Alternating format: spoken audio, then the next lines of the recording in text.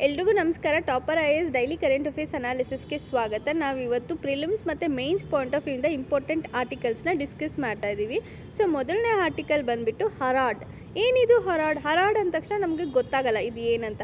But ನಿಮಗೆ ಪ್ರಿಲಿಮ್ಸಲ್ಲಿ ಡೈರೆಕ್ಟಾಗಿ ಇದೇ ರೀತಿ ಕ್ವಶನ್ ಕೇಳ್ತಾರೆ.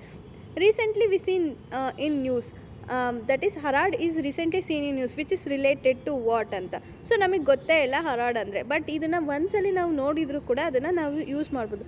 ಅಟಾಮನ್ ಸೀಸನ್ಗೆ ನಾವು ಹರಾಡ್ ಅಂತ ಕರಿತೀವಿ. ಎಲ್ಲಿ ಅಂದರೆ ಶ್ರೀನಗರ್ ವ್ಯಾಲಿದಲ್ಲಿ ಇದನ್ನು ಹರಾಡ್ ಅಂತ ಕರೀತಾರೆ. ಅಟಾಮನ್ ಸೀಸನ್ಗೆ ಹರಾಡ್ ಅಂತ ಕರೀತಾರೆ. ಸೊ ಇದೊಂದು ಆ್ಯನ್ಯುವಲ್ ಹಾರ್ವೆಸ್ಟಿಂಗ್ ಪೀರಿಯಡ್ ಅಂತಲೇ ಹೇಳ್ಬೋದು. ನೆಕ್ಸ್ಟು ಈ ಎರಡು ಕೋಟನ್ನು ನೀವು ಎಥಿಕ್ಸಲ್ಲಿ ಎಕ್ಸಾಂಪಲ್ಸ್ ಆಗಿ ಯೂಸ್ ಮಾಡ್ಕೊಳ್ಬೋದು. ಮತ್ತು ಎಸ್ಸೆನಲ್ಲೂ ಕೂಡ ಇದು ಈಗ for example ethics related essays ಏನಾದರೂ ಇದ್ದರೆ ಅದರಲ್ಲಿ ಈ ಕೋಟ್ಸನ್ನು ಯೂಸ್ ಮಾಡ್ಕೊಬೋದು. ಏನಂದರೆ the road to hell is paved with good intention. So ಇದನ್ನು ನೀವು ಎಸ್ಸೆನಲ್ಲಿ ಯಾವುದಾದ್ರೂ ಮೋಟಿವೇಶನ್ ರಿಲೇಟೆಡ್ ಆಗಿ ಮತ್ತು ನಾವು ಯಾವುದೋ ಒಂದು ಸಿಚುವೇಶನ್ನ ಹ್ಯಾಂಡಲ್ ಮಾಡಬೇಕಾದ್ರೆ ಈ ಒಂದು ಎಕ್ಸಾಂಪಲ್ನ ಯೂಸ್ ಮಾಡ್ಕೊಳ್ಬೋದು ಅಂತಲೇ ಹೇಳ್ಬೋದು. ಮತ್ತು there is only one thing that makes dream impossible to achieve is the fear of failure. So ಇದನ್ನು ಕೂಡ ನಾವು ಎಥಿಕ್ಸಲ್ಲಿ ಎಕ್ಸಾಂಪಲ್ ಆಗಿ ಯೂಸ್ ಮಾಡ್ಕೊಳ್ಬೋದು.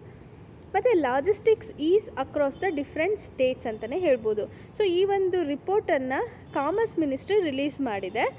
ಸೊ ಏನು logistic ease across different states ಅಂದರೆ ಈ ಡಿಫ್ರೆಂಟ್ ಸ್ಟೇಟ್ಸಲ್ಲಿ ಈ ಲಾಜಿಸ್ಟಿಕ್ ರಿಲೇಟೆಡ್ ಆಗಿ ಯಾವ ಒಂದು ಸ್ಟೇಟ್ಸಲ್ಲಿ ತುಂಬ ಒಳ್ಳೆ ಪರ್ಫಾರ್ಮೆನ್ಸ್ ಇದೆ ಅನ್ನೋದನ್ನು ಈ ರಿಪೋರ್ಟು ಹೇಳ್ತಿದೆ. ಸೊ ಇದರಲ್ಲಿ ಫಸ್ಟು ಇರೋದು ಗುಜರಾತು, ಸೆಕೆಂಡು ಟಾಪ್ ರ್ಯಾಂಕಲ್ಲಿ ಹರಿಯಾಣ, ಥರ್ಡ್ ಒನ್ನು ಪಂಜಾಬ್ ಅಂತಲೇ ಹೇಳ್ಬೋದು. ನೆಕ್ಸ್ಟ್ ಆರ್ಟಿಕಲಿಗೆ ಹೋಗೋದಾದರೆ net zero emission by 2020. So Indian prime minister ಏನು ಮಾಡಿದ್ದಾರೆ, ನೆಟ್ ಝೀರೋ ಎಮಿಷನನ್ನು ಅನೌನ್ಸ್ ಮಾಡಿದ್ದಾರೆ. ಸೊ ಯಾವ ಒಂದು ಟಾರ್ಗೆಟನ್ನು ಇಟ್ಕೊಂಡಿದ್ದಾರೆ ಅಂದರೆ 2070 ಟಾರ್ಗೆಟ್ ಇಟ್ಕೊಂಡು ಅಷ್ಟರಲ್ಲಿ ನೆಟ್ ಝೀರೋ ಎಮಿಷನನ್ನು ಅಚೀವ್ ಮಾಡ್ತೀವಿ ಅಂತ ಹೇಳಿ ಪ್ರೈಮ್ ಮಿನಿಸ್ಟರ್ ಅವರು ಅನೌನ್ಸ್ ಮಾಡಿದ್ದಾರೆ. COP26 ಗ್ಲಾಸ್ಗೋದಲ್ಲಿ ಹೆಲ್ಡ್ ಆಗಿರುವಂಥ ಈ ಒಂದು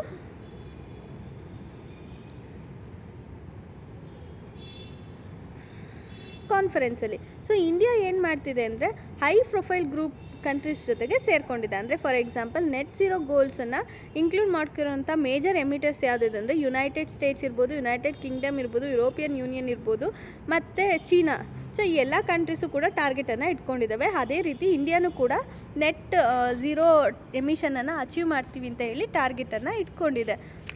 ಸೊ ಇಂಡಿಯಾದು ಟಾರ್ಗೆಟ್ ಬಂದುಬಿಟ್ಟು 2070 ಇದೆ. ಬಟ್ ಇವ್ರದ್ದೆಲ್ಲ 2050 ಇದೆ ಯುರೋಪಿಯನ್ ಯೂನಿಯನ್ದು. ಮತ್ತು ಚೀನಾದು ಟಾರ್ಗೆಟು 2060 ಇದೆ. ಏನಿದು ನೆಟ್ ಝೀರೋ ಅಂದರೆ ಏನು ಅಂತ ಅಂದರೆ ಈಗ ಫಾರ್ ಎಕ್ಸಾಂಪಲ್ ನಾವು 10 tons ಆಫ್ ಕಾರ್ಬನ್ ಡೈಆಕ್ಸೈಡ್ನ ಎವ್ರಿ ಇಯರ್ ರಿಲೀಸ್ ಮಾಡ್ತಿದ್ದೀವಿ ಅಂತ ಅಂದ್ಕೊಂಡ್ರೆ ಇದು ಜಸ್ಟ್ ಇಮ್ಯಾಜಿನೇಷನ್. ನಾವು 10 ಟನ್ನನ್ನು ಕಾರ್ಬನ್ ಡೈಆಕ್ಸೈಡನ್ನು ರಿಲೀಸ್ ಮಾಡ್ತಿದ್ದೀವಿ ಅಂದರೆ 10 ಟನ್ ಕಾರ್ಬನ್ ಡೈಆಕ್ಸೈಡನ್ನು ನಾವು ಅಟ್ಮಾಸ್ಫಿಯರಿಂದ ಎಲಿಮಿನೇಟ್ ಮಾಡಬೇಕು. ಸೊ ಅವಾಗೇನಾಗುತ್ತೆ, ಎಷ್ಟು ರಿಲೀಸ್ ಮಾಡಿರ್ತೀವೋ ಅಷ್ಟನ್ನು ಎಲಿಮಿನೇಟ್ ಮಾಡಿದ್ರೆ ಅವಾಗೇನಾಗುತ್ತೆ, ಬ್ಯಾಲೆನ್ಸ್ ಆಗುತ್ತೆ ಅಲ್ವಾ. ಸೊ ಇದನ್ನು ನೆಟ್ ಝೀರೋ ಟಾರ್ಗೆಟ್ ಅಂತಲೇ ಹೇಳ್ತೀವಿ. ಸೊ ಇದರಿಂದ ಏನಾಗುತ್ತೆ, ಗ್ರೀನ್ ಹೌಸ್ ಎಫೆಕ್ಟನ್ನು ನಾವು ಬ್ಯಾಲೆನ್ಸ್ ಮಾಡ್ದಂಗೆ ಆಗುತ್ತೆ. ಸೊ ನಾವು ಎಮಿಷನ್ನೇ ಮಾಡಲ್ಲ ಅಂತ ಹೇಳೋಕ್ಕಾಗಲ್ಲ, ಎಮಿಷನ್ ಮಾಡೋದನ್ನು ಎಲಿಮಿನೇಟ್ ಮಾಡಬೇಕು. ಸೊ ಅದು ನಾವು ಬ್ಯಾಲೆನ್ಸ್ ಮಾಡೋವಂಥ ರೀತಿ ಅಂತಲೇ ಹೇಳ್ಬೋದು. ಇದನ್ನು ನಾವು ಅಚೀವ್ ಮಾಡ್ತೀವಿ ಅಂತ ಹೇಳಿ ಇಂಡಿಯಾ ಟಾರ್ಗೆಟನ್ನು ಇಟ್ಕೊಂಡಿದೆ. ಸೊ ಇದನ್ನು ಎಲಿಮಿನೇಟ್ ಮಾಡಬೇಕಂದ್ರೆ ನಾವು ಏನು ಮಾಡಬೇಕಾಗುತ್ತೆ, ಒಂದು ಶಾರ್ಪ್ ಎಮಿಷನ್ ರಿಡಕ್ಷನನ್ನು ಮಾಡಬೇಕು. ಒಂದು ಎಮಿಷನನ್ನೇ ರೆಡ್ಯೂಸ್ ಮಾಡಬೇಕಾಗುತ್ತೆ. ಇಲ್ಲಾಂದರೆ ಕ್ಲೀನ್ ಎನರ್ಜಿ ಇನೋವೇಷನನ್ನು ತೊಗೊಂಡು ಬರಬೇಕು. ಸೊ ಮತ್ತು ಗ್ರೀನ್ ಟೆಕ್ನಾಲಜೀಸ್ನ ಅಡಾಪ್ಟ್ ಮಾಡ್ಕೋಬೇಕು. ಅವಾಗ ಏನಾಗುತ್ತೆ, ಸೊ ಎಮಿಷನ್ ಆಗೋದು ಕಡಿಮೆ ಆಗುತ್ತೆ. ಇಲ್ಲ ಅಂದರೆ ಏನು ಮಾಡಬೇಕು, ಫಾರೆಸ್ಟನ್ನು ಜಾಸ್ತಿ ಮಾಡಬೇಕು. ಫಾರೆಸ್ಟ್ ಏನು ಮಾಡುತ್ತೆ, ಅಬ್ಸರ್ವ್ ಮಾಡ್ಕೊಳ್ತಾ ಹೋಗುತ್ತೆ ಈ ಗ್ರೀನ್ ಹೌಸ್ ಗ್ಯಾಸಸ್ನ. ಮತ್ತು ಓಷನ್ಸು ಕೂಡ ಅಬ್ಸರ್ವ್ ಮಾಡ್ಕೊಳುತ್ತೆ. ಫಾರೆಸ್ಟ್ ಕವರನ್ನು ಜಾಸ್ತಿ ಮಾಡೋದ್ರ ಮೂಲಕ ಮತ್ತು ವೆಟ್ಲ್ಯಾಂಡ್ ಇರ್ಬೋದು, ವಾಟರ್ ಸೋರ್ಸಸ್ ಏನಿರುತ್ತಲ್ಲ ಅದನ್ನು ಪ್ರೊಟೆಕ್ಟ್ ಮಾಡೋದ್ರ ಮೂಲಕ ನಾವು ಈ ಗ್ರೀನ್ ಹೌಸ್ ಗ್ಯಾಸಸ್ನ ಎಮಿಟ್ ಆಗಿರುತ್ತಲ್ಲ ಅದನ್ನು ಬ್ಯಾಲೆನ್ಸ್ ಮಾಡ್ಬೋದು. ಸೊ ಏಕೆಂದರೆ ಇದನ್ನು ಕಾರ್ಬನ್ ಸಿಂಕ್ ಅಂತಲೇ ಕರಿತೀವಿ, ಯಾವುದನ್ನು ಫಾರೆಸ್ಟ್ ಮತ್ತು ಓಷನ್ಸನ್ನು. ಸೊ ಇವೇನು ಮಾಡ್ತವೆ, ಕಾರ್ಬನ್ ಡೈಆಕ್ಸೈಡನ್ನು ಅಬ್ಸರ್ವ್ ಮಾಡ್ಕೊಳ್ತವೆ. ಈ ರೀತಿಯಾಗಿ ಕೂಡ ನಾವು ನೆಟ್ ಝೀರೋ ಕಾರ್ಬನನ್ನು ಅಚೀವ್ ಮಾಡ್ಬೋದು. ಇಂಡಿಯಾ ಏನು ಮಾಡುತ್ತೆ, ಟೋಟಲ್ ಗ್ಲೋಬಲ್ ಎಮಿಷನಲ್ಲಿ 7% ಇಂಡಿಯಾ ಎಮಿಟ್ ಮಾಡ್ತಿದೆ. ಸೊ ಹಾಗಾಗಿ ಇದು 49 ಇಯರ್ಸಲ್ಲಿ ನೆಟ್ ಝೀರೋ ಡೆಡ್ಲೈನನ್ನು ಫಿಕ್ಸ್ ಮಾಡ್ಕೊಂಡಿದೆ. So India historically lowest emitter ಅಂತಲೇ ಹೇಳ್ಬೋದು green house gases. But world bank ಪ್ರಕಾರ 2018 ಇಂಡಿಯಾದ್ದು ಪರ್ ಕ್ಯಾಪಿಟಾ ಎಮಿಷನ್ ಎಷ್ಟಿತ್ತು ಅಂದರೆ 1.8 ಟನ್ ಇತ್ತು. ಸೊ ಇದು US ಎಷ್ಟಿತ್ತು ಅಂದರೆ 15.2 ಇತ್ತು, UK 5.4 ಇತ್ತು, ಮಿಡಲ್ ಇನ್ಕಮ್ ಕಂಟ್ರೀಸ್ಗೆ 3.7 ಇತ್ತು. ಆದರೆ ಇಂಡಿಯಾಗೆ ಕನ್ಸಿಡರ್ ಮಾಡಿದಾಗ ಇದು ತುಂಬ ಕಡಿಮೆ ಅಂತಲೇ ಹೇಳ್ಬೋದು. ಸೊ ಪರ್ ಕ್ಯಾಪಿಟ ಎಮಿಷನ್ ಏನಿದೆಯಲ್ಲ ಅದನ್ನು 2030 ಅಷ್ಟರಲ್ಲಿ 2.4ಗೆ ರೆಡ್ಯೂಸ್ ಮಾಡ್ತೀವಿ ಅಂತ ಹೇಳಿತ್ತು. ಬಟ್ ಇಂಡಿಯಾ ಅಬ್ಸಲ್ಯೂಟ್ ಎಮಿಷನು ವಾಲ್ಯೂಮಲ್ಲಿ ಹೇಳ್ಬೇಕಂತ ಅಂದಾಗ ಇದು 3rd ಪ್ಲೇಸಲ್ಲಿದೆ. ಈ ಚೀನಾ ಮತ್ತು US ಆದಮೇಲೆ ಇದು 3rd ಪ್ಲೇಸಲ್ಲಿದೆ ಅಂತಲೇ ಹೇಳ್ಬೋದು. ಸೊ ಪ್ರೈಮ್ ಮಿನಿಸ್ಟರ್ ಅವರು ನೆಟ್ ಝೀರೋನ ಅಚೀವ್ ಮಾಡೋದಕ್ಕೋಸ್ಕರ 5 ಪ್ಲ್ಯಾನ್ಸನ್ನು ಅವರು ಡಿಸ್ಕ್ರೈಬ್ ಮಾಡಿದ್ದಾರೆ. ಸೊ ಯಾವುದ್ಯಾವುದು ಅಂದರೆ ಫಸ್ಟ್ ಅಜೆಂಡಾ ಏನು ಅಂತ ಹೇಳಿದ್ರೆ ನಾನ್ ಫಾಸಿಲ್ ಫ್ಯೂಯಲ್ ಏನಿದೆಯಲ್ಲ ಅದನ್ನು ಜಾಸ್ತಿ ಮಾಡ್ತೀವಿ. ಅಂದರೆ ಫಾಸಿಲ್ ಫ್ಯೂಯಲ್ಸ್ ಬೇಸ್ಡ್ ಎನರ್ಜಿನ ನಾವು ಇವಾಗ ಜಾಸ್ತಿ ಯೂಸ್ ಮಾಡ್ತಿದ್ದೀವಿ ಅಲ್ವಾ. ಈಗ ಕೋಲನ್ನು ಯೂಸ್ ಮಾಡ್ತಿದ್ದೀವಿ, ಪೆಟ್ರೋಲಿಯಂ ಪ್ರಾಡಕ್ಟ್ಸನ್ನು ಯೂಸ್ ಮಾಡ್ತಿದ್ದೀವಿ. ಸೊ ಅದನ್ನು ರೆಡ್ಯೂಸ್ ಮಾಡಿ non fossil fuels based energy ಕೆಪಾಸಿಟಿನ ಇನ್ಕ್ರೀಸ್ ಮಾಡ್ತೀವಿ ಅಂತ ಹೇಳಿ ಪ್ರೈಮ್ ಮಿನಿಸ್ಟರ್ ಅವರು ಫಸ್ಟ್ ಗೋಲನ್ನು ಫಿಕ್ಸ್ ಮಾಡ್ಕೊಂಡಿದ್ದಾರೆ. ಸೊ ಇದು ಎಷ್ಟು ಅಂತಂದರೆ 500 ಗಿಗಾವ್ಯಾಟ್ನ ಅಚೀವ್ ಮಾಡ್ತೀವಿ 2030 ಅಷ್ಟರಲ್ಲಿ ಅಂತ ಹೇಳಿದ್ದಾರೆ. ನೆಕ್ಸ್ಟ್ ಇನ್ನೊಂದು ಟಾರ್ಗೆಟ್ ಏನಂದರೆ 2030 ಅಷ್ಟರಲ್ಲಿ 50% of the countries energy requirement ಏನಿದೆಯಲ್ಲ ಅದನ್ನು ರಿನ್ಯೂವಬಲ್ ಎನರ್ಜಿ ಸೋರ್ಸಸ್ಸಿಂದ ನಾವು ಮೆಟ್ ಮಾಡೋ ಥರ ಮಾಡ್ತೀವಿ. ಅಂದರೆ ರಿನ್ಯೂವಬಲ್ ಎನರ್ಜಿ ಸೋರ್ಸಸ್ನ ಯೂಸ್ ಮಾಡಿಕೊಂಡು ಕಂಟ್ರೀಸ್ ಎನರ್ಜಿ ರಿಕ್ವೈರ್ಮೆಂಟನ್ನು ಫುಲ್ಫಿಲ್ ಮಾಡೋದಕ್ಕೆ ಟ್ರೈ ಮಾಡ್ತೀವಿ. ಎಸ್ಪೆಷಲಿ 50% ಆಫ್ ದ ಎನರ್ಜಿ ರಿಕ್ವೈರ್ಮೆಂಟ್ಸ್ನ ರಿನ್ಯೂವಬಲ್ ಎನರ್ಜಿ ಸೋರ್ಸಸ್ಸಿಂದ ಫುಲ್ಫಿಲ್ ಮಾಡ್ತೀವಿ ಅಂತ ಹೇಳಿ ಸೆಕೆಂಡ್ ಟಾರ್ಗೆಟನ್ನು ಫಿಕ್ಸ್ ಮಾಡ್ಕೊಂಡಿದ್ದಾರೆ. 3rd ಟಾರ್ಗೆಟ್ ಏನಿದೆ ಅಂದರೆ ಟೋಟಲ್ ಪ್ರೊಜೆಕ್ಟೆಡ್ ಕಾರ್ಬನ್ ಎಮಿಷನ್ ಏನಿದೆಯಲ್ಲ ಅದನ್ನು ರೆಡ್ಯೂಸ್ ಮಾಡ್ತೀವಿ. ಎಷ್ಟು ರೆಡ್ಯೂಸ್ ಮಾಡ್ತೀವಿ ಅಂದರೆ 1 ಬಿಲಿಯನ್ ಟನ್ಸನ್ನು ರೆಡ್ಯೂಸ್ ಮಾಡ್ತೀವಿ 2030 ಅಷ್ಟರಲ್ಲಿ ಅಂತ ಹೇಳ್ತಿದ್ದಾರೆ. 4th ಒನ್ ಏನು ಅಂದರೆ ಕಾರ್ಬನ್ ಇಂಟೆನ್ಸಿಟಿ ಏನಿದೆಯಲ್ಲ ಎಕನಾಮಿನಲ್ಲಿ ಅದನ್ನು ರೆಡ್ಯೂಸ್ ಮಾಡ್ತೀವಿ. ಎಷ್ಟು ರೆಡ್ಯೂಸ್ ಮಾಡ್ತೀವಿ ಅಂದರೆ ಲೆಸ್ ದೆನ್ 45%ಗೆ ರೆಡ್ಯೂಸ್ ಮಾಡ್ತೀವಿ. ಅಂದರೆ 45% ಅಷ್ಟು ಕಾರ್ಬನ್ ಇಂಟೆನ್ಸಿಟಿನ ರೆಡ್ಯೂಸ್ ಮಾಡ್ತೀವಿ ಅಂತ ಹೇಳ್ತಿದ್ದಾರೆ. ಸೊ 5th ಪಾಯಿಂಟ್ ಏನು ಅಥವಾ ಫೈನಲ್ ಅಜೆಂಡಾ ಏನು ಅಂದರೆ ಕಾರ್ಬನ್ ನ್ಯೂಟ್ರಲ್ ಆಗಬೇಕು, ನೆಟ್ ಝೀರೋ ಎಮಿಷನನ್ನು ಅಚೀವ್ ಮಾಡಬೇಕು. ಯಾವಾಗ ಅಂದರೆ 2070 ಅಷ್ಟರಲ್ಲಿ ನೆಟ್ ಝೀರೋ ಎಮಿಷನನ್ನು ಅಚೀವ್ ಮಾಡ್ತೀವಿ ಅಂತ ಹೇಳ್ತಿದೆ. ಸೊ 5 ಪಾಯಿಂಟ್ ಏನು, 500 ಗಿಗಾವ್ಯಾಟ್ ರಿನ್ಯೂವಬಲ್ ಎನರ್ಜಿನ ಅಂದರೆ ನಾನ್ ಫಾಸಿಲ್ ಫ್ಯೂಯಲ್ ಎನರ್ಜಿನ ಯೂಸ್ ಮಾಡೋದು, ಕೆಪಾಸಿಟಿ ಬಳಸ್ಕೊಳ್ಳೋದು, ಮತ್ತು 2030 ಅಷ್ಟರಲ್ಲಿ energy requirements 50% of the energy requirement renewable energy ಸೋರ್ಸಸ್ಸಿಂದ ಮಾಡೋದು. 3rd ಒನ್ ಏನು ಅಂದರೆ ಕಾರ್ಬನ್ ಎಮಿಷನ್ ಏನಿದೆಯಲ್ಲ ಅದು 1 ಬಿಲಿಯನ್ ಟನ್ ಕಾರ್ಬನ್ ಡೈಆಕ್ಸೈಡ್ನ ರೆಡ್ಯೂಸ್ ಮಾಡೋದು, ಮತ್ತು ಕಾರ್ಬನ್ ಇಂಟೆನ್ಸಿಟಿನ 45% ರೆಡ್ಯೂಸ್ ಮಾಡೋದು. ಫೈನಲ್ ಅಜೆಂಡಾ ಬಂದ್ಬಿಟ್ಟು ನೆಟ್ ಝೀರೋ ಎಮಿಷನನ್ನು ಅಚೀವ್ ಮಾಡೋದು. ಸೊ ಇದು 5 ಕೂಡ ನೆಟ್ ಝೀರೋ ಇನ್ನು ಈ ಒಂದು COP26 ಇಂಡಿಯಾ ತೊಗೊಂಡಿರೋಂತಹ ಒಂದು ಡೆಸಿಷನ್ಸ್ ಅಂತಲೇ ಹೇಳ್ಬೋದು. So green house gas emission ಅಂತ ತೊಗೊಂಡಾಗ 2016 ಡಾಟಾ ಏನಂತ ಹೇಳ್ತಿದೆ ಅಂದರೆ ಎಲೆಕ್ಟ್ರಿಸಿಟಿ ಮತ್ತು ಹೀಟ್ ಏನಿದೆಯಲ್ಲ ಇದು ಹೈಯೆಸ್ಟ್ ಶೇರನ್ನು ಹೊಂದಿದೆ ಈ ಗ್ರೀನ್ ಹೌಸ್ ಗ್ಯಾಸ್ ಎಮಿಷನನ್ನು ಎಮಿಟ್ ಮಾಡೋದ್ರಲ್ಲಿ. ಅದಾದಮೇಲೆ ನೆಕ್ಸ್ಟ್ ಬರೋದು ಬಂದ್ಬಿಟ್ಟು ಅಗ್ರಿಕಲ್ಚರು, ಅದಾದಮೇಲೆ ಮ್ಯಾನುಫ್ಯಾಕ್ಚರ್, ಆಮೇಲೆ transport, industry, land use change and forestry, other fuel base, buildings ಇರ್ಬೋದು, waste, fugitive emission, aviation and shipping. So ಇದು ಈ ರೀತಿಯಾಗಿ ನಾವು ಆರ್ಡರಲ್ಲಿ ನೋಡ್ಬೋದು ಅಂತಲೇ ಹೇಳ್ಬೋದು. So highest green house gas ಎಮಿಷನನ್ನು ಮಾಡೋದು ಎಲೆಕ್ಟ್ರಿಸಿಟಿ ಮತ್ತು ಹೀಟ್, ಆಮೇಲೆ ಬರೋದು ಎಲೆಕ್ಟ್ರಿಸಿಟಿ ಆದ ತಕ್ಷಣ ಬರೋದು ಅಗ್ರಿಕಲ್ಚರು, ಅದಾದ ತಕ್ಷಣ ಬರೋದು ಮ್ಯಾನುಫ್ಯಾಕ್ಚರಿಂಗು ಆ್ಯಂಡ್ ಕನ್ಸ್ಟ್ರಕ್ಷನು, ಅದಾದಮೇಲೆ ಟ್ರಾನ್ಸ್ಪೋರ್ಟು, ಆಮೇಲೆ ಇಂಡಸ್ಟ್ರಿ ಅಂತಲೇ ಹೇಳ್ಬೋದು.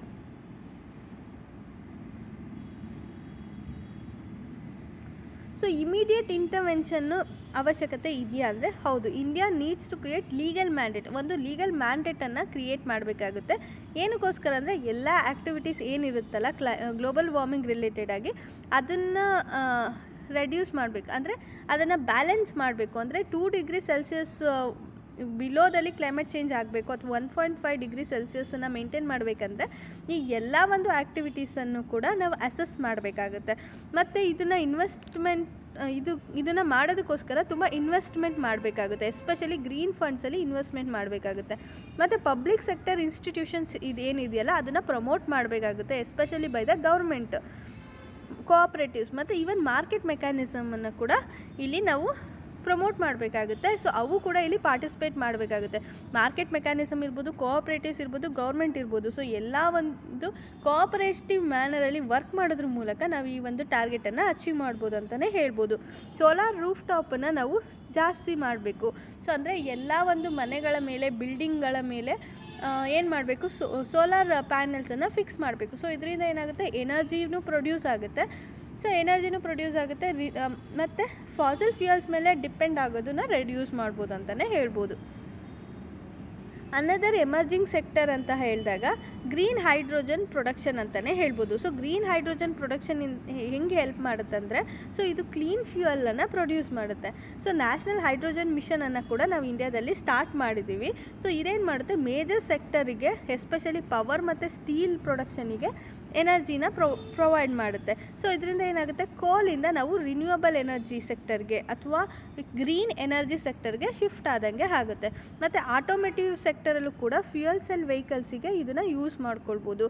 ಮತ್ತು ಗ್ರೀನ್ ಅಮೋನಿಯಾನ ಯೂಸ್ ಮಾಡ್ಕೊಳ್ಳೋದ್ರ ಮೂಲಕ ಏನು ಮಾಡ್ಬೋದು, ಎನರ್ಜಿನ ಪೊಟೆನ್ಷಿಯಲ್ ಆಗಿ ಯೂಸ್ ಮಾಡ್ಕೋಬೋದು. ಎಸ್ಪೆಷಲಿ ಸ್ಟೋರೇಜಿಗಿರ್ಬೋದು, ಶಿಪ್ಪಿಂಗಿಗಿರ್ಬೋದು, ಅಥವಾ ಇದು ಒಂದು ಹೈಡ್ರೋಜನ್ ಪ್ರೊಡಕ್ಷನಿಗೂ ಕೂಡ ಒಂದು ಬೇಸ್ ಥರ ವರ್ಕ್ ಆಗುತ್ತೆ ಈ ಗ್ರೀನ್ ಅಮೋನಿಯಾ ಅಂತಲೇ ಹೇಳ್ಬೋದು. ಸೊ ಈ ಎರಡೂ ಕೂಡ ತುಂಬ ಪ್ರಾಮಿಸಿಂಗ್ ಏರಿಯಾ, ಹೈಡ್ರೋಜನ್ ಪ್ರೊಡಕ್ಷನ್ ಇರ್ಬೋದು ಅಥವಾ ಅಮೋನಿಯಾ ಎನರ್ಜಿ ಇರ್ಬೋದು, ಇವೆರಡು ತುಂಬ ಪ್ರಾಮಿಸಿಂಗ್ ಏರಿಯಾಸು ಈ ಒಂದು ಟಾರ್ಗೆಟನ್ನು ಅಚೀವ್ ಮಾಡೋದಕ್ಕೆ ಅಂತಲೇ ಹೇಳ್ಬೋದು. ಸೊ ಇದೇನು ಮಾಡುತ್ತೆ, steadily decarbonise the big sources of emission. So ಎಲ್ಲಿ ಜಾಸ್ತಿ ಎಮಿಷನ್ ಆಗ್ತಿರುತ್ತೆ, ಈಗ for example power sector, electricity ಸೆಕ್ಟರಲ್ಲಿ ತುಂಬ ಎಮಿಷನ್ಸ್ ಆಗ್ತಿದೆ, ಮತ್ತು ಅಗ್ರಿಕಲ್ಚರಲ್ಲಿ ತುಂಬ ಎಮಿಷನ್ಸ್ ಆಗ್ತಿದೆ. ಅದಾದಮೇಲೆ ಇಂಡಸ್ಟ್ರೀಸ್ ಇರ್ಬೋದು, ಮ್ಯಾನುಫ್ಯಾಕ್ಚರಿಂಗ್ ಇರ್ಬೋದು, ಇಲ್ಲೆಲ್ಲ ತುಂಬ ಎಮಿಷನ್ಸ್ ಆಗ್ತಿದೆಯಲ್ಲ. ಇಲ್ಲಿ ನಾವು ಗ್ರೀನ್ ಎನರ್ಜಿನ ಯೂಸ್ ಮಾಡೋದ್ರಿಂದ ಏನಾಗುತ್ತೆ, ಇಲ್ಲಿ ಲಾರ್ಜ್ ಸೆಕ್ಟರ್ಸ್ ಆಫ್ ಎಮಿಷನ್ಸ್ ಇದೆ ಅಲ್ವಾ. ಸೊ ಇಲ್ಲೇ ನಾವು ರೆಡ್ಯೂಸ್ ಮಾಡಿದ್ವಿ ಅಂದಾಗ ಈ ಒಂದು ಗ್ರೀನ್ ಹೌಸ್ ಗ್ಯಾಸಸ್ ಎಮಿಷನ್ನು ತುಂಬ ರೆಡ್ಯೂಸ್ ಆಗುತ್ತೆ ಅಂತ ಹೇಳ್ಬೋದು. ಸೊ ಸೋಲಾರ್ ಪವರ್ ಏನಿದೆಯಲ್ಲ ಅದು ತುಂಬ ಪೊಟೆನ್ಷಿಯಲ್ ಅಂತಲೇ ಹೇಳ್ಬೋದು, ಎಸ್ಪೆಷಲಿ ನಮ್ಮ ಇಂಡಿಯಾಗೆ. ಸೊ ಇದೇನು ಮಾಡುತ್ತೆ, ಹೈಡ್ರೋಜನ್ನ ಎಕ್ಸ್ಪೋರ್ಟ್ ಮಾಡ್ಕೊಳ್ಳೋದಕ್ಕೆ ಹೆಲ್ಪ್ ಮಾಡುತ್ತೆ. ಸೊ ಹಾಗಾಗಿ ನಾವು ಎಮಿಷನನ್ನು ರೆಡ್ಯೂಸ್ ಮಾಡ್ಬೋದು. So even urban solid waste management ಇದೆಯಲ್ಲ, ಅದು ಕೂಡ ಮಾಡರ್ನೈಸ್ ಆಗಬೇಕು. ಸೊ ಇದರಿಂದ ಏನಾಗುತ್ತೆ, ಮೀಥೇನನ್ನು ಕರ್ಬ್ ಮಾಡ್ಬೋದು. ಇದರಿಂದ ಎಮಿಟ್ ಆಗೋಂಥ ಮೀಥೇನನ್ನು ಕರ್ಬ್ ಮಾಡ್ಬೋದು. ಮತ್ತು ಅನ್ಸೈಂಟಿಫಿಕ್ ಲ್ಯಾಂಡ್ ಫಿಲ್ಸನ್ನು ರೆಡ್ಯೂಸ್ ಮಾಡೋದ್ರ ಮೂಲಕ ನಾವು ಏನು ಮಾಡ್ಬೋದು, ಗ್ರೀನ್ ಹೌಸ್ ಗ್ಯಾಸಸ್ನ ಎಮಿಟ್ ಆಗೋದನ್ನು ರೆಡ್ಯೂಸ್ ಮಾಡ್ಬೋದು ಅಂತಲೇ ಹೇಳ್ಬೋದು. ಕನ್ಕ್ಲೂಷನ್ ಏನಂತ ಹೇಳ್ಬೋದು ಅಂದರೆ, ಇದಕ್ಕೆ ಈಗ ಫಾರ್ ಎಕ್ಸಾಂಪಲ್ ಪೊಲಿಟಿಕಲ್ ಕನ್ಸೆನ್ಸಸ್ನ ಯೂಸ್ ಮಾಡೋದ್ರ ಬದಲು ಈಗ ಎಲ್ಲರೂ ಕೋಆಪರೇಟಿವ್ ಮ್ಯಾನರಲ್ಲಿ, ಸೆಂಟರ್ ಮತ್ತು ಸ್ಟೇಟು ಕೋಆಪರೇಟಿವ್ ಮ್ಯಾನರಲ್ಲಿ ವರ್ಕ್ ಮಾಡೋದ್ರ ಮೂಲಕ ಇದನ್ನು ಅಚೀವ್ ಮಾಡಬೇಕಂತ ಹೇಳ್ತಿದ್ದಾರೆ. ಸೊ ನೆಟ್ ಝೀರೋ ಅಂದರೆ industrial renewable, green innovation, green economy support, supply chain holdings, ಇದೆಲ್ಲನೂ ಕೂಡ ನ್ಯೂ ಜಾಬ್ಸನ್ನು ಕ್ರಿಯೇಟ್ ಮಾಡುತ್ತೆ. ಸೊ ನ್ಯೂ ಜಾಬ್ಸನ್ನು ಕ್ರಿಯೇಟ್ ಮಾಡೋದ್ರ ಜೊತೆಗೆ ಎಮಿಷನನ್ನು ರೆಡ್ಯೂಸ್ ಮಾಡಿ ನೆಟ್ ಝೀರೋ ಟಾರ್ಗೆಟನ್ನು ಅಚೀವ್ ಮಾಡೋದಕ್ಕೂ ಹೆಲ್ಪ್ ಮಾಡುತ್ತೆ ಅಂತಲೇ ಹೇಳ್ಬೋದು. ಮತ್ತು ಲೋ ಕಾರ್ಬನ್ ಟೆಕ್ನಾಲಜೀಸು ಕೂಡ ನಾವು ಇಲ್ಲಿ ಯೂಸ್ ಮಾಡ್ಕೊಳ್ಬೇಕಾಗುತ್ತೆ. ಝೀರೋ ಎಮಿಷನ್ ವೆಹಿಕಲ್ಸನ್ನು ಕೂಡ ಯೂಸ್ ಮಾಡಬೇಕು. ರಿನ್ಯೂಡ್ ಸಿಟೀಸ್ನ ರಿನ್ಯೂ ಮಾಡಬೇಕಾಗುತ್ತೆ. ವಾಕಿಂಗ್ ಮತ್ತು ಸೈಕ್ಲಿಂಗ್ನ ಪ್ರಮೋಟ್ ಮಾಡಬೇಕು. ಸೊ ಈ ಎಲ್ಲದರಿಂದ ಏನಾಗುತ್ತೆ, ನಾವು ಕ್ಲೈಮೇಟ್ ಚೇಂಜನ್ನು ರೆಡ್ಯೂಸ್ ಮಾಡ್ಬೋದು ಅಂತಲೇ ಹೇಳ್ಬೋದು. ಗ್ರೀನ್ ಹೌಸ್ ಗ್ಯಾಸನ್ನ ರೆಡ್ಯೂಸ್ ಮಾಡ್ಬೋದು. ಸೊ ಇಂಡಸ್ಟ್ರೀಸ್ ಏನು ಮಾಡಬೇಕಾಗುತ್ತೆ, ಹೈಲಿ ಎನರ್ಜಿ ಎಫಿಷಿಯನ್ಸಿನ ಮೇಂಟೈನ್ ಮಾಡಬೇಕಾಗುತ್ತೆ. ಮತ್ತು consumers should given legal right to repair the goods they buy. ಅಂದರೆ ಈಗ ಯಾವುದೇ ಒಂದು ಗೂಡ್ಸನ್ನು ಬೈ ಮಾಡ್ತಿದ್ದಾರೆ ಅಥವಾ ರಿಪೇರ್ ಮಾಡಬೇಕಂತ ಅಂದಾಗ ಅವರು ಲೀಗಲ್ ರೈಟನ್ನು ಅವರು ಪಡ್ಕೊಳ್ಬೇಕಾಗುತ್ತೆ. ಬಿಕಾಸ್ ಹೈ ಎನರ್ಜಿ ಎಫಿಷಿಯನ್ಸಿನ ಇವರು ಮೇಂಟೈನ್ ಮಾಡಬೇಕಾಗುತ್ತೆ.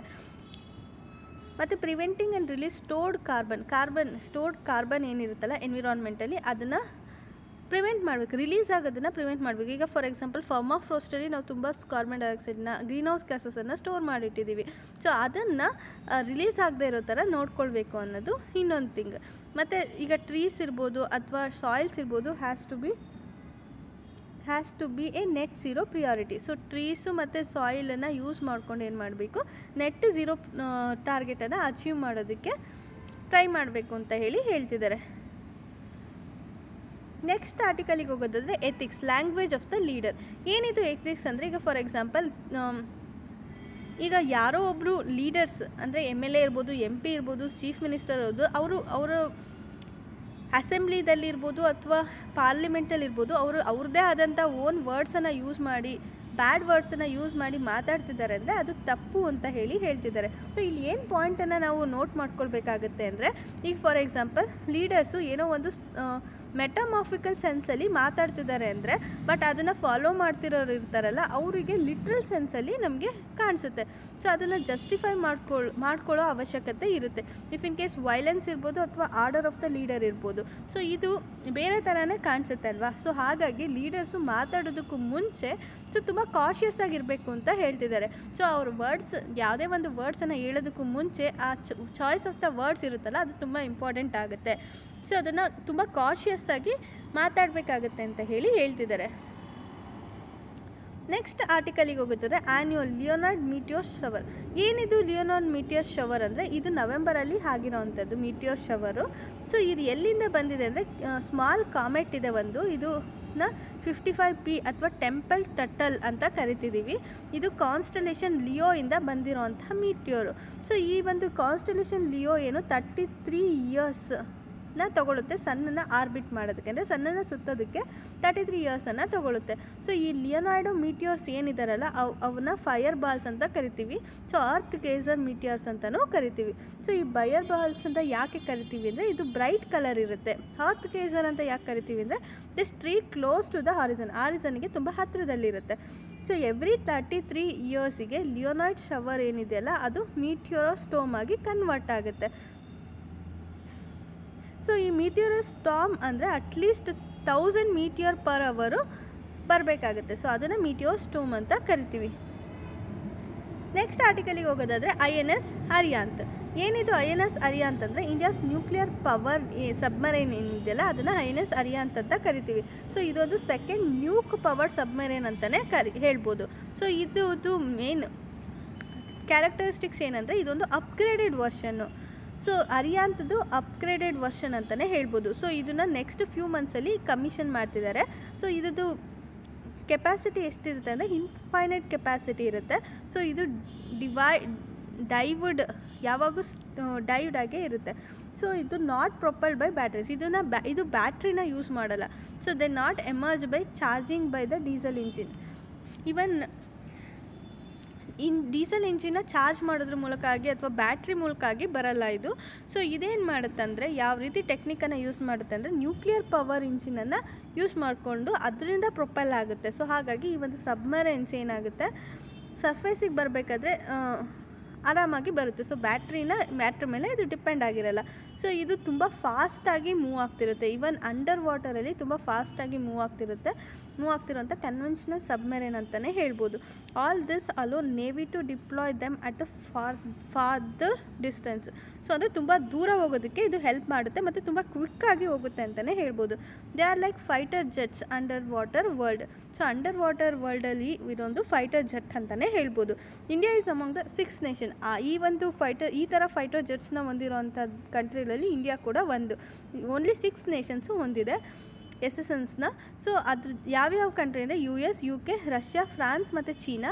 ಈ 5 ಕಂಟ್ರಿ ಜೊತೆಗೆ ಇಂಡಿಯಾನು ಕೂಡ ಇದನ್ನು ಹೊಂದಿದೆ. ಸೊ ಇಂಡಿಯಾ ಫಸ್ಟ್ SSNನ್ನು 1987ನಲ್ಲಿ ಪಡ್ಕೊಂಡಿತ್ತು. ದಟ್ ಈಸ್ ಸೋವಿಯತ್ ನೇವಿಯಿಂದ. ನೆಕ್ಸ್ಟು ಇದನ್ನು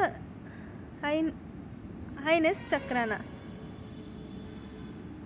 ನೆಕ್ಸ್ಟ್ ಆರ್ಟಿಕಲಿಗೆ ಹೋಗೋದಾದರೆ Chicago convention in 1944 for civil aviation. So ಈ ಒಂದು ಕನ್ವೆನ್ಷನ್ ಪ್ರಕಾರ 6 ಫ್ರೀಡಮ್ಸನ್ನು ಇದು ಕೊಟ್ಟಿದೆ. ಒಂದನೇ ಫ್ರೀಡಮ್ ಏನಂದರೆ ಏರ್ಲೈನ್ಸ್ ಅಂದರೆ ಒಂದು ಕಂಟ್ರಿಯಿಂದ ಇನ್ನೊಂದು ಕಂಟ್ರಿಗೆ ಹೋಗೋವಂಥ ಅವಕಾಶವನ್ನು ಕೊಟ್ಟಿದೆ. ಈಗ ಇಂಡಿಯಾಯಿಂದ ಪಾಕಿಸ್ತಾನ್ಗಿರ್ಬೋದು, ಪಾಕಿಸ್ತಾನಿಂದ ಅಫ್ಘಾನಿಸ್ತಾನ್ಗಿರ್ಬೋದು. ಸೊ ಈ ರೀತಿ ಒಂದು ಕಂಟ್ರಿಯಿಂದ ಇನ್ನೊಂದು ಕಂಟ್ರಿಗೆ ಹೋಗೋವಂಥ ಒಂದು ಅವಕಾಶವನ್ನು ಕೊಟ್ಟಿದ್ದಾರೆ. ಸೆಕೆಂಡ್ ಥಿಂಗ್ ಏನಂದರೆ ಅದಕ್ಕೆ ಈಗ ಇಲ್ಲಿ ಏನಾದರೂ ಫ್ಯೂಯಲ್ ಖಾಲಿ ಆಯಿತು ಅಂದರೆ ಇಲ್ಲಿ ಫ್ಯೂಯಲನ್ನು ಫಿಲ್ ಮಾಡ್ಕೊಳ್ಳೋ ಅನ್ನೋ ಒಂದು ಫ್ರೀಡಮನ್ನು ಕೂಡ ಕೊಟ್ಟಿದ್ದಾರೆ.